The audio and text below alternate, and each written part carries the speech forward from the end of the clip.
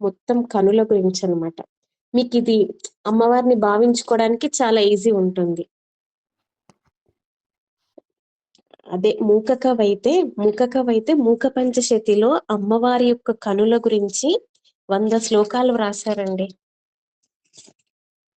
100 శ్లోకాలేమో చిరునవ్వు గురించి, ఈ రకంగా 500 శ్లోకాలు అమ్మవారి యొక్క వైభవాన్ని చెప్పారు మూక పంచశతిలో మూక కవి. ఇక్కడ మనకి శంకరాచార్యుల వారు 10 శ్లోకాలను చెప్తున్నారనమాట సౌందర్య లహరిలో. ఒక్కొక్క శ్లోకంలో ఒక్కొక్క రకంగా కనుల గురించి వర్ణన చేస్తున్నారు. వైభవం అన్ని చెప్పుకుంటూ వస్తున్నాం కదా అమ్మవారి కళ్ళ గురించి.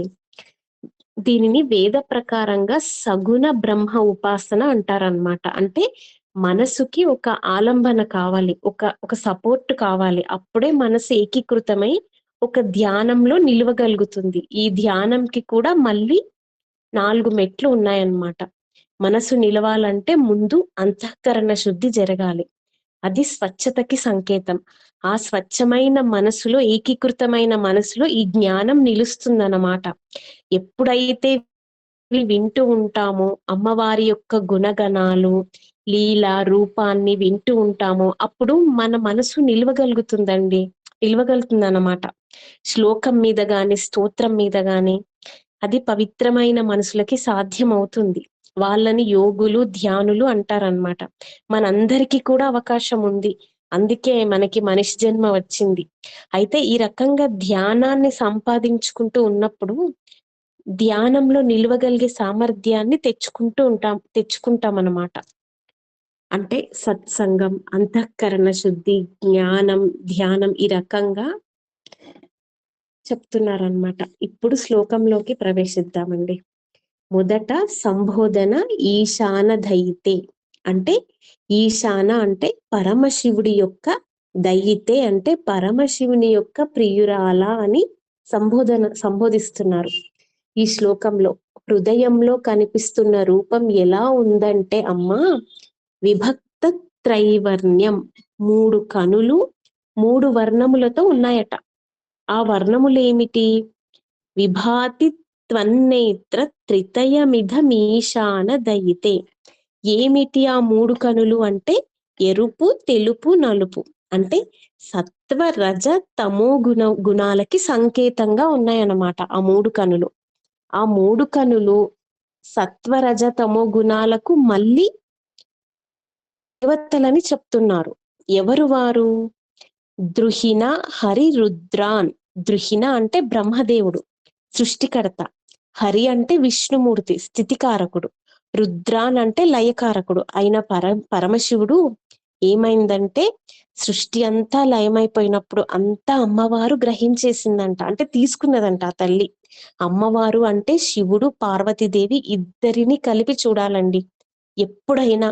దానినే సమయాచారం అంటారు. వాళ్ళిద్దరిలో లయమైపోయింది. ఆ లయమైపోయిన సృష్టిని మళ్ళీ పునఃసృష్టం అంటే తిరిగి మళ్ళీ సృష్టింప చేయాలి. అందుకనే అమ్మ మాయాస్వరూపిణి కాబట్టి, మాయ అంటేనే త్రిగుణములు, సత్వ రజస్తమో గుణములతో కూడి ఉన్నది. తన యొక్క మాయను అధిరోహించి ఆ మాయను కల్పించుకొని అమ్మవారు మళ్ళీ సృష్టి చెయ్యాలని సంకల్పించుకుంది. ఆ రకంగా బ్రహ్మ విష్ణు రుద్రులను మళ్ళీ సృష్టించింది అనమాట ఆ తల్లి. ఈ ఈ 3 మళ్ళీ అమ్మ యొక్క కనులకే సాధ్యం. అవి త్రినేత్రములు. అవి ఎలా ఉన్నాయంట? మళ్ళీ అర్ధచంద్రాకారంలో తీర్చిదిద్దినట్టుగా అందంగా శోభ కలిగి కాంతివంతంగా ఉన్నాయి. మళ్ళీ కాటుక, లీలాంజనతయ, అంజనము అంటే కాటుక, కాటుక ధరించి అత్యద్భుతమైన నేత్రములతో శోభతో ఉన్నాయి ఆ కనులు 3 కూడా అని చెప్తున్నారు శంకరాచార్యుల వారు. సత్వ రజ తమో గుణాలు ఈ 3 కూడా ఉదాహరణ చెప్పుకోవాలంటే 3 గొలుసులకి సంకేతం అండి. తమో గుణమేమో ఇనుప గొలుసుకి, రజోగుణమేమో వెండి గొలుసుకు సంకేతం, సత్వగుణం బంగారు గొలుసుకు సంకేతం. 3 కట్టిపడేసేవేనండి. బంధనం బంధనమే, ఏ గొలుసైనా సరే. అందుకే త్రిగుణాతీతమైన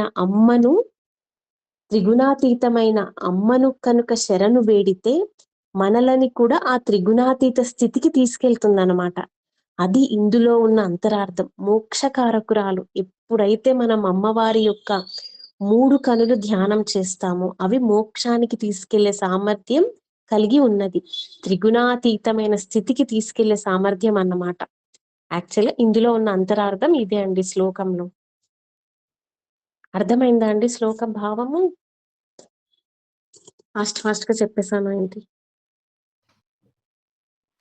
ఓకేనా అదే అండి? ఇప్పుడు మన బంధనాలను విముక్తి చేసి భక్తి వైపు మళ్లించేది అని అర్థమనా మేడం? కర్మ బంధనాలు, మనకి బంధనాలు ఉంటాయి కదండి మనిషి జన్మలో. ఆ బంధనాలు అంటే సత్వ రజోస్ తమో గుణాలను కూడా బంగారు గొలుసు అని చెప్పేసి మనము ఉండలేం కదా, అది కూడా ఒక బంధనమే కదా. సో అలా చెప్తున్నారు అనమాట. ఏదైనా బంధనమే, 3 గుణాలు బంధనంతోనే ఉంటాయి అన్నట్టు.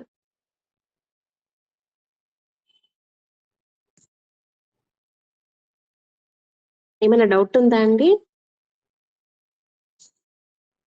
నేను 54